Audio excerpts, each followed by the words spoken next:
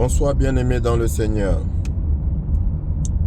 Bonsoir aux bien-aimés du Seigneur, de notre merveilleux Seigneur Jésus-Christ. Les bien-aimés de notre Père aimant. Son amour est immense et éternel. Bien-aimés dans le Seigneur. Bien-aimés dans le Seigneur. L'apôtre Paul dit dans Éphésiens chapitre 6, il me semble, chapitre 6, verset 12. Car nous n'avons pas à lutter contre la chair et le sang, mais contre les dominations, contre les esprits méchants, les esprits mauvais, contre les princes du monde des ténèbres. Le combat est spirituel. En bref, ce que l'apôtre Paul veut te dire, c'est que le combat est spirituel, bien-aimé dans le Seigneur. Alors, après avoir dit cela, je repars dans une autre recommandation du Seigneur. Le Seigneur dit quoi? Si l'on te gifle sur la joue gauche, tends la joue droite. Bien-aimé dans le Seigneur. Là encore, c'est spirituel. Je t'ai dit, prends ce que le Seigneur te dit en esprit. De toute façon, le Seigneur parle en esprit, bien-aimé. Et tu vas comprendre. Il y a des gens qui disent que c'est n'importe quoi. Il y a des gens qui disent que quand on te gifle, il faut gifler aussi. Que c'est n'importe quoi, que la Bible raconte n'importe quoi. Sauf que, bien-aimé dans le Seigneur, nous avons tous eu cette réflexion. Mais à la différence de ces gens-là, c'est que nous, enfants de Dieu, nous posons la question à Dieu. Nous disons, mais Seigneur, pourquoi? Seigneur, je veux comprendre. Et quand tu dis Seigneur, je veux comprendre, le Seigneur t'explique. Bien-aimé dans le Seigneur. Le Seigneur te montre et tu comprends pourquoi. D'abord de façon terrestre là, de façon physique là. Bien-aimé dans le Seigneur. Si quelqu'un te gifle, tu dis ok, je rends la gifle. Bien-aimé, tu gifles la personne. Tu lui casses une dent. Ou en giflant la personne, tu abîmes son œil. La personne te traîne en justice. Tu fais comment? Tu vas dire quoi? Que c'est de la légitime défense? Tu vas dire que la personne t'a d'abord giflé et que c'est de la légitime défense? Bien-aimé, tu te trompes. Ce n'est pas de la légitime défense. Ce n'est pas de la légitime défense. Tu as rendu. Le Seigneur dit quoi? Ne rends pas le mal pour le mal. D'accord? Non, ne rends pas le mal pour le mal, bien-aimé. Si on te gifle, tu gifles là, ce n'est pas la légitime défense. Mais si on veut te gifler, tu esquives ou bien tu te défends là-dessus, ça c'est de la légitime défense. Mais on t'a déjà giflé. C'est passé. Hein, tu gifles. Donc, si tu gifles, comme j'ai dit, je prends le cas le plus infime, hein, tu gifles et tu abîmes un organe de l'autre, une dent, je sais pas, la joue gonfle, ou l'œil, ou même l'oreille. La personne, parce que tu as giflé la personne perd l'usage de son oreille. Elle te traîne en justice. Tu te défends comment? Tu expliques quoi? Donc déjà, il faut donc que tu comprennes que quand le Seigneur dit ça, c'est pour te protéger parce que tu ne sais pas ce qui peut arriver. Tu ne sais pas ce qui peut t'arriver juste parce que tu t'es vengé. Parce que ça s'appelle se venger. Le Seigneur dit tu ne te vengeras pas. Mais quand il dit tu ne te vengeras pas, justement c'est pour ça, bien-aimé, c'est pour te protéger. Les gens pensent que le fait de ne pas rendre signifie qu'on est faible. Non, ce n'est pas de la faiblesse. Ce n'est pas de la faiblesse, c'est de la sagesse. Bien-aimé, c'est de la sagesse. Tu ne sais pas ce qui peut arriver. Tu sais, chez nous, au Cameroun, en Afrique, au Cameroun en particulier, parce que comme je t'ai dit, je parle de ce qui se passe chez moi.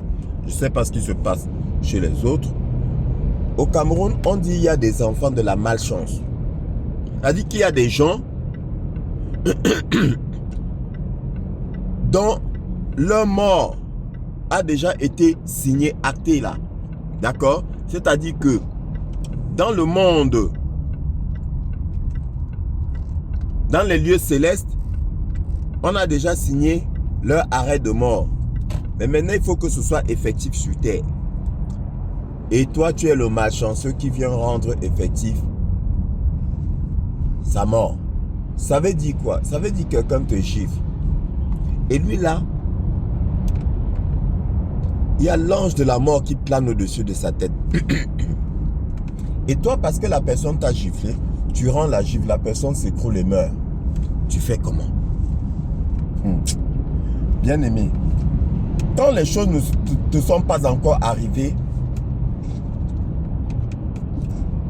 tu vas te comporter en insensé. Tant que tu n'as pas vécu là, bien-aimé, tu vas te comporter en insensé. Ne sois pas insensé. Bien-aimé dans le Seigneur. Quand tu n'as pas la connaissance, tu es foutu. Le manque de connaissance là va te perdre. Si quelqu'un te gifle, bien-aimé, abstiens-toi. Abstiens-toi. Parce que je répète, si l'ange de la mort plane au-dessus de la tête de cette personne, et toi, maintenant tu rends la gifle, la personne s'écroule et meurt, que dira-t-on? Qui l'a tué? Qui l'a tué? Toi. Tu iras en prison parce que tu as rendu la gifle. Tu iras en prison. Oui. Parce que tu as rendu la gifle et tu l'as tué. Donc on va dire que tu l'as frappé trop fort. Tu l'as frappé dans l'intention de le tuer. Tu seras condamné. Et au-delà du fait d'être condamné, même si on ne te condamne pas, tu auras la mort de quelqu'un sur ta conscience. Tu auras la mort de quelqu'un sur ta conscience, bien-aimé dans le Seigneur. Ça, c'est de... Maintenant, bien-aimé, si la personne te gifle et tu rends la gifle et ça se transforme en bagarre, bien-aimé, et dans cette bagarre-là, tu perds l'usage d'un membre de ton corps, tu fais comment? Tu fais comment? Tu vas dire quoi? Qu'au final, tu l'as frappé, tu l'as tapé, tu l'as battu, tu as gagné la lutte. Mais en attendant, là, tu as perdu l'usage d'un œil. Ou d'une oreille.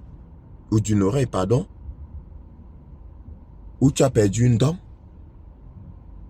Ou un bras. Bien-aimé dans le Seigneur, fais attention. Analyse et interroge le Seigneur quand tu n'as pas compris, quand ce qu'il dit, quand ce qu'il a dit, pardon, quand ce qu'il a dit te semble absurde, je dis bien te semble absurde, tout en sachant que nous là, enfants de Dieu, tout ce que Dieu dit est bon. Tout ce que Dieu dit est censé. Mais je te le conseille, tu peux te dire, parce que Il y a beaucoup qui disent que la Bible est contradictoire, que c'est n'importe quoi. Bon, peut-être parce qu'ils estiment que ce qui est écrit dans la Bible ne vient pas de Dieu. Je peux les comprendre. Mais moi qui estime que ce qui est écrit là vient de Dieu. Tout ce que Dieu dit, bien aimé, je dis amen. Tout ce que Dieu dit est sensé. Tout ce que Dieu dit est plein de sagesse. Et quand tu analyses, tu comprends effectivement, tu comprends aisément. Donc, bien aimé, il y a des gens, même sur les réseaux sociaux, qui vont te dire, des gens qui parlent spiritualité, hein, qui vont te dire que si quelqu'un me gifle, moi je ne laisse pas. Je ne laisse pas. Bien aimé, tu vas écouter ces gens-là, mais tu ne vas pas comprendre pourquoi ils disent ça. Bien aimé. Parce que toi, en tant qu'enfant de Dieu, bien aimé, ce n'est pas toi qui dois combattre. Et c'est ça que beaucoup n'ont pas compris. Toi, en tant qu'enfant de Dieu, ce n'est pas toi qui dois combattre. Ces gens-là, c'est des gens qui combattent eux-mêmes dans le spirituel. C'est des gens qui font des combats. Bien aimés. Et qui sont conscients qu'ils ont combattu. C'est-à-dire qu'ils luttent là, du genre, j'ai lutté, j'ai bagarré avec un tel et je l'ai frappé. Bien aimé, ça ce n'est pas pour nous. Ça là, ce n'est pas pour nous. Parce que nous là, la nuit là, pendant que ces gens-là sortent pour aller donc bagarrer, pour aller se venger, bien aimé, nous on dort. Et nous là, ce sont les anges du Seigneur qui combattent pour nous. Parce que sinon, à quoi sert-il d'être l'enfant du roi des rois? À quoi sert-il d'avoir une armée d'anges à notre service quand c'est nous-mêmes qui devons aller bagarrer? Ça ne sert à rien. Donc, ceux-là qui disent que il faut rendre, bien aimé, ils savent sur quoi ils comptent. Ils savent sur quoi ils comptent. Ils comptent sur le petit pouvoir qu'ils ont. Le petit pouvoir qui leur permet de sortir la nuit pour aller bagarrer. D'accord, bien aimé? Ils savent sur quoi ils comptent. Ne les suis pas. Ne les suis pas. Parce que ce que tu ne sais pas, je t'ai dit qu'il y a un tribunal. Autant tu as un tribunal ici sur terre, le tribunal des hommes, autant tu as le tribunal dans les cieux. Et c'est là-bas que se passent les accusations. Toute langue qui s'élèvera en jugement contre toi ou dans le tribunal céleste. Bien-aimé, si quelqu'un te gifle, bien-aimé, et tu rends la gifle, peux-tu encore réclamer la justice divine? Pose-toi cette question. Et de façon logique, toi-même conclus. Si quelqu'un te gifle et tu rends la gifle, peux-tu encore implorer le Seigneur? Bien aimé, toi-même tu as la réponse, tu sais que non. Parce que tu t'es déjà fait justice toi-même. Et comme je te l'ai dit dans l'un de mes enseignements,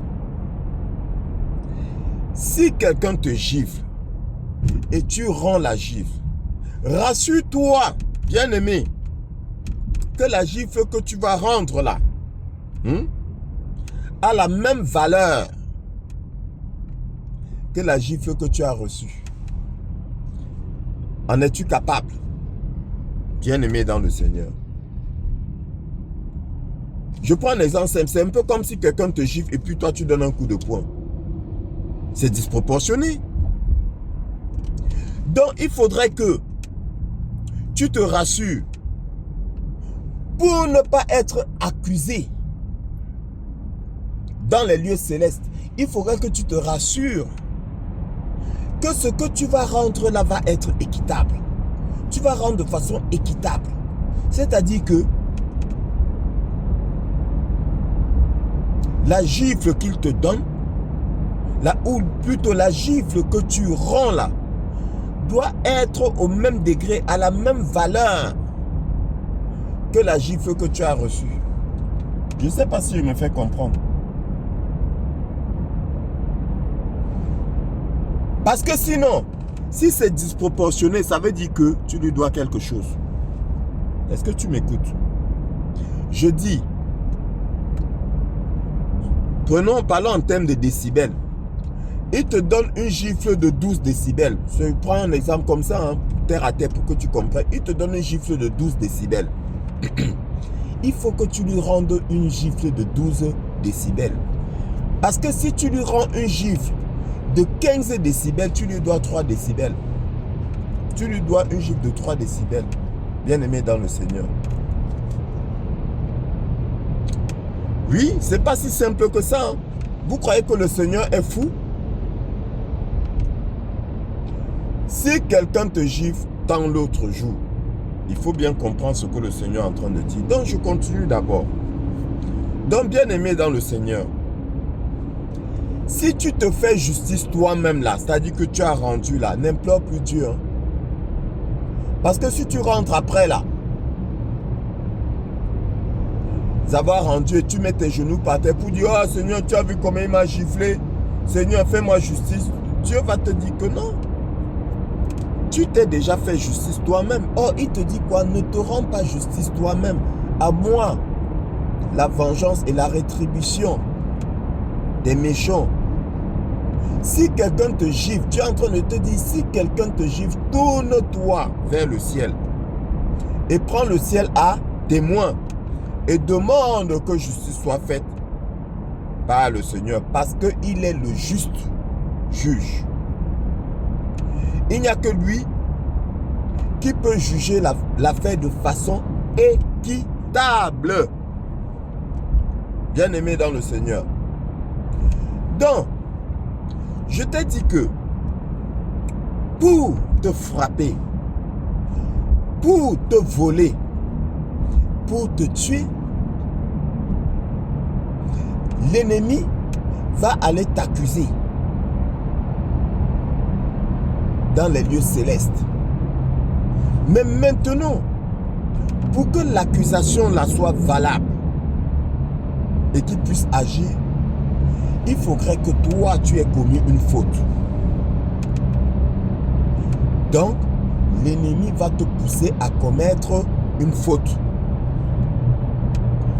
Voilà pourquoi la vie de plus d'une personne a eu à basculer à cause d'une gifle qu'ils ont rendue.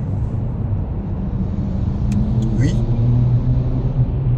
Parce que après accusation, dans les lieux célestes, tu es accusé.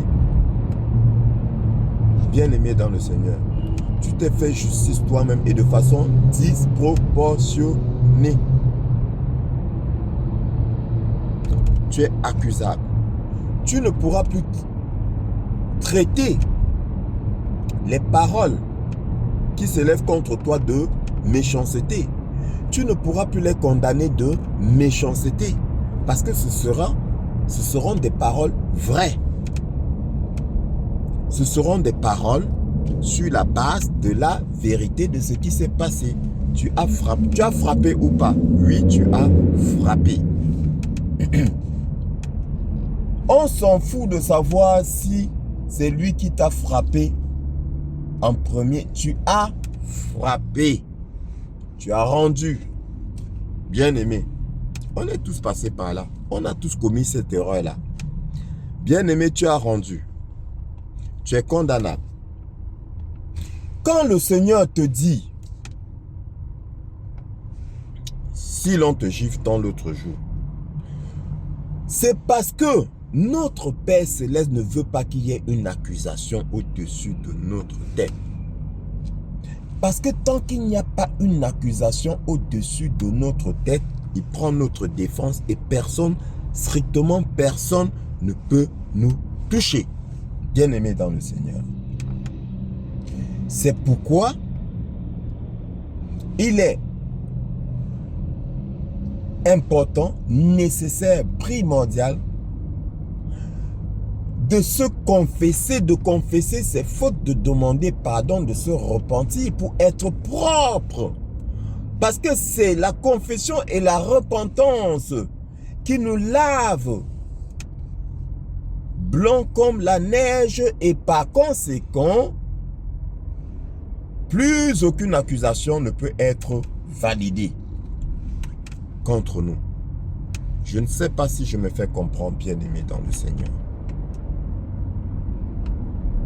Dès lors que tu es propre, ils iront devant le tribunal céleste t'accuser pour qu'on te condamne et ça n'aura aucun effet parce que tu es propre. Tout est lié, bien-aimé dans le Seigneur. Le combat là, ça se passe dans les lieux célestes.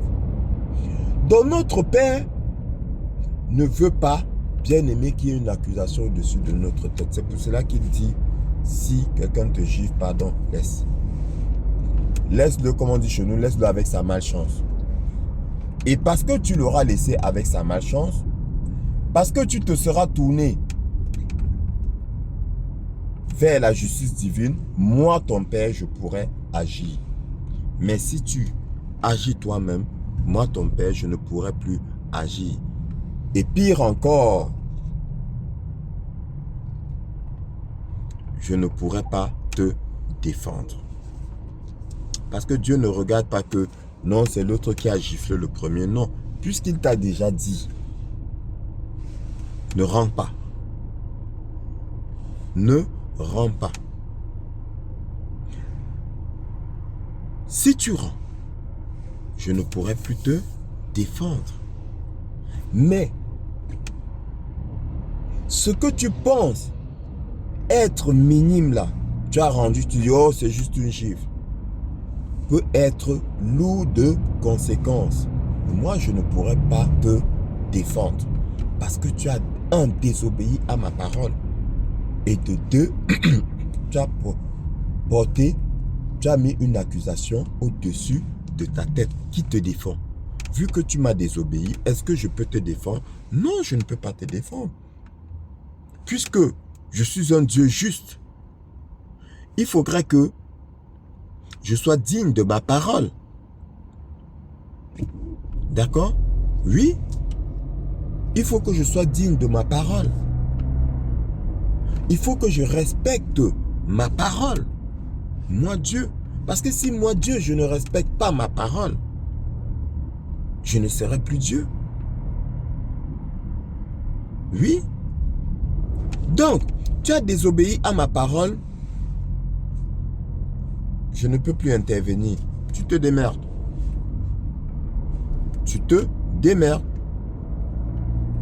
N'écoute pas, bien-aimé, la voix de la vengeance. N'écoute pas, bien-aimé, cette voix de la colère qui te dit, ah, il a osé faire ça, frappe-le, rends-lui ça.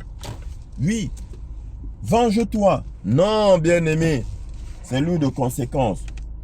Maintenant, bien-aimé dans le Seigneur, notre Père céleste, notre Père céleste est un Père qui se vante de ses enfants bien-aimés. Regarde l'histoire de Job. Dieu parlait de Job, bien-aimé, avec fierté. Dieu dit au diable, où étais-tu? Le diable dit, j'étais me balader sur terre. Et Dieu lui dit, as-tu vu mon humble et fidèle serviteur Job? Avec fierté. Notre Père est fier de ses enfants. Et donc, nous ne devons pas lui faire honte. Si On te gifle, bien-aimé, et tu rends. En quoi es-tu différent de la personne qui t'a giflé? En quoi es-tu différent de cette personne-là? Bien-aimé dans le Seigneur, est-ce que tu t'es posé cette question-là? Parce que ce qui fait la différence entre toi, bien-aimé du Seigneur, et l'autre fils du démon, c'est l'amour. Tu es quelqu'un qui est rempli d'amour, bien-aimé. Et cet amour-là prend le dessus sur la petite voix malicieuse, malsaine, qui t'invite à rendre, qui t'invite à te venger. Bien-aimé dans le Seigneur. Mais ce que tu ne sais pas, c'est que, d'accord, venge-toi. Mais après là, qu'est-ce qui change? Est-ce que le fait de te venger efface l'acte qui a été posé contre toi? Je veux dire quoi? Je veux dire que l'autre t'a giflé et tu rends. Mais parce que tu as rendu là, tu penses que c'est ça qui va chasser la douleur? Ou bien c'est ça qui va faire en sorte qu'au fait, au final, tu n'as pas été giflé? Mais tu as déjà été giflé. Maintenant, quand tu rends, après, comment tu te sens? Tu te sens soulagé parce que tu as rendu? Bien aimé, rien ne change. Au contraire. Bien au contraire. Il faut méditer la parole du Seigneur. Toute chose que notre merveilleux Père dit est pleine de sagesse. Parce que c'est pour nous. C'est pour nous protéger. C'est pour notre bien qu'il le dit. Bien-aimé. C'est pour nous préserver. Propre. Sans accusation. Bien-aimé. Qu'il le dit. Parce qu'il est fier de ses enfants. Le Seigneur est fier que tu es son bien-aimé. Il est fier de toi. Bien-aimé dans le Seigneur. Notre Père est fier de nous. Et nous devons mériter le fait qu'il soit fier de nous. Nous devons lui rendre cette fierté-là, bien-aimé dans le Seigneur. Si quelqu'un te gifle, bien-aimé, tourne le dos, va-t'en. Tourne le dos, va-t'en. Laisse Dieu être juge. Et, bien-aimé, la colère de Dieu. Bien-aimé, la colère de Dieu là. Laisse Dieu. Dieu dit, bien-aimé, pour conclure pour aujourd'hui, et on continuera notre jour, Dieu dit que si ton ennemi a faim, donne-lui à manger. S'il a soif, donne-lui à boire. Car en faisant ainsi, c'est des charbons ardents que tu mets au-dessus de sa tête. Je l'ai déjà appliqué, bien-aimé. Je t'ai dit, tout ce que je te dis, bien-aimé, je l'ai vécu. Si l'on te fait du mal et tu mets tes genoux par terre, tu invoques ton Père Céleste là. Bien-aimé, malheur à celui qui t'a fait du mal. Je te promets, malheur à celui qui t'a fait du mal. Il va maudire le jour où il t'a fait du mal. Surtout à toi, digne enfant du roi des rois, du Seigneur des seigneurs. Il a osé te faire du mal. Et toi, dans l'amour de ton Père, tu as laissé ton Père être juge. Tu n'as pas rendu. Bien-aimé, ce qui va s'abattre sur cette personne-là, j'ai coutume de dire que celui qui me fait du mal, moi, digne fils du roi des rois, celui qui me fait du mal, il vaudrait mieux pour lui que je me venge. Il vaudrait mieux pour lui que je me venge. Parce que si je me venge, il est sauvé. Mais comme je ne peux pas me venger, bien-aimé dans le Seigneur, comme je ne peux pas me venger, parce que mon Père m'a rempli d'amour. Son esprit est en moi. Comme je ne peux pas me venger, malheur à lui. Et c'est la même chose pour toi, bien-aimé. Comme tu ne peux pas te venger, malheur à celui qui te fait du mal. Il ne te dira pas. Hein. Il ne te dira pas, mais ce qu'il va subir, bien-aimé. Si c'est ton frère, il viendra te présenter des excuses. Ou encore, même si c'est un fils du démon qui est intelligent là.